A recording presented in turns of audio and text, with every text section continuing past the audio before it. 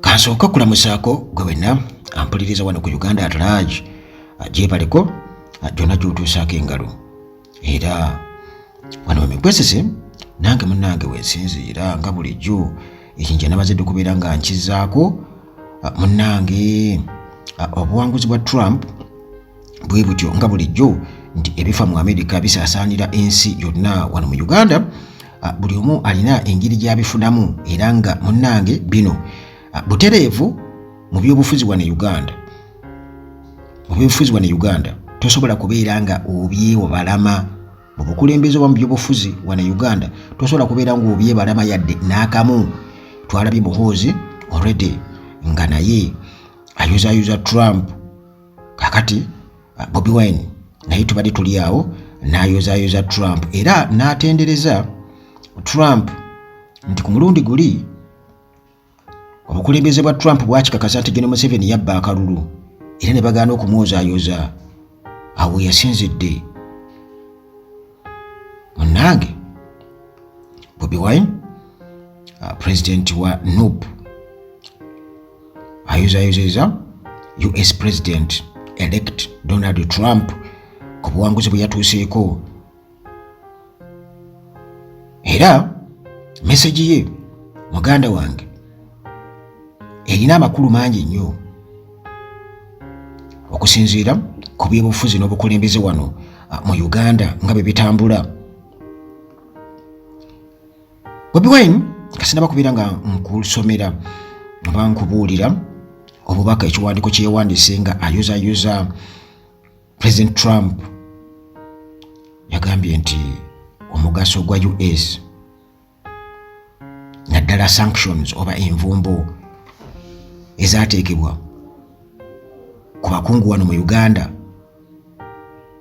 mu kisanja kya Trump ekyasookera ddala kaali kabonero akalagira ddala wa obukulembeze bwa Trump bwe buyimiridde ku Uganda ne mu ndowooza mu kalulu ka 2021. Kakati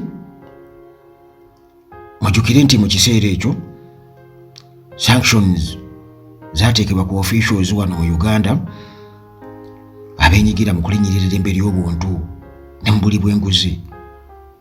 Era US yagaana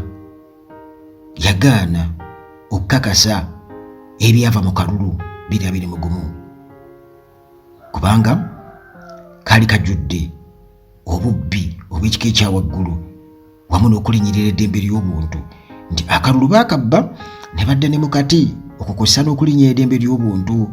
Kakati awo asinzidde era n'atendereza Kamala Harris olw'okubeera nti nno engeri gye yeeyisizaamu kwegamba eragira ddala demokulasiya abukadde mu ggwanga era n'agaa nti singa bwe kityo bwe kiba ne mu Africa. Naye ndowooza nga bwe bagamba nti lubaale bw'omulamu tasamirirwa, bwe ntyo kankusomera ekiwandiiko Bobi Wine kye yawandiise mu bubaka bwe ng'agezaako kubeera nga kijja mu Lunyaanyimbe okukizza mu Luganda. Bobi Wine yagambye nti tweyunga ku nsi yonna okubeera nga tuyuzayuza abantu b'omu United States of America olw'okubeera nti munnange baayise mu nkola eya demokulasiya mwe baasoboledde okubeera nga balonda abakulembeze baabwe ku mitendera egy'enjawulo. Era n'agamba nti twozayuza President omulonde Donald Trump ku buwanguzi bwe yatuuseeko mu kalulu era tumwagaliza ekisanja ekirungi oba kiyitemu bulungi. Era n'agamba nti US America esigala nga ya mugaso nnyo mu Basseruganda ne Uganda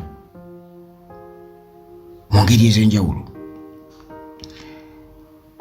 Mu biseera ebya ekisanja ekyasooka ekya President Trump envumbo sanctions zaateekebwa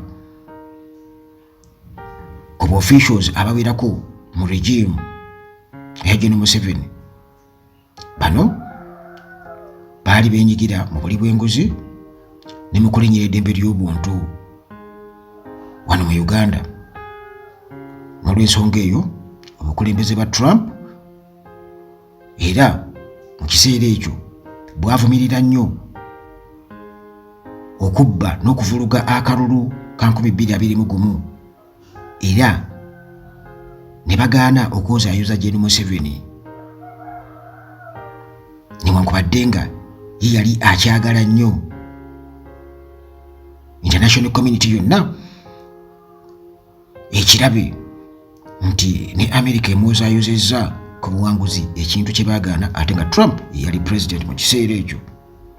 Era n'ayongerezaako ng'agamba nti bino byonna nga bwe baabikola ku mulembe gwa Trump era bwe kityo bwe kyali ne ku mulembe gwa Biden. President Biden mu bukulembeze bwe baayongereza okwo, tebalina kye baasangulawo. Kati n'olw'ensonga eyo tuli basanyufu nnyo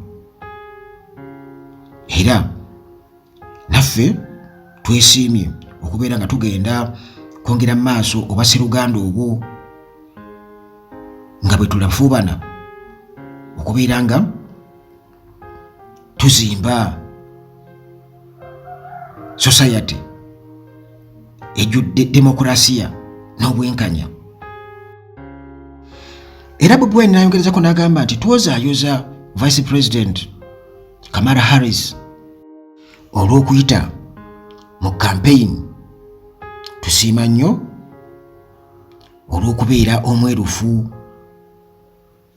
era n'okussa ekitiibwa mu demokulasiya n'omutima bannange gwe balaze ogw'emirembe era nga beetegefu okuwaayo obuyinza eri gavumenti empya mu mirembe.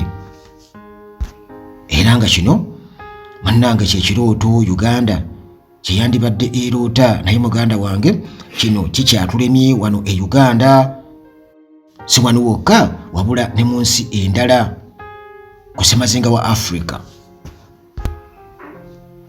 Ebigambo ebyo byayogeddwa Bobi Wine mu bubaka bwe yawandiise nga ayozaayoza Trump ku buwanguzi. Era bino byonna biraga okusoomoozebwa Uganda kweyitamu. Gen. Museveni yajja mu buyinza 1986 eggwanga n'ensi yonna emumanyi nga omulembe gwe ogujjudde okulinnyira eddembe ly'obuntu wamu n'okunyigiriza abo abali ku ludda oluvuganya gavumenti.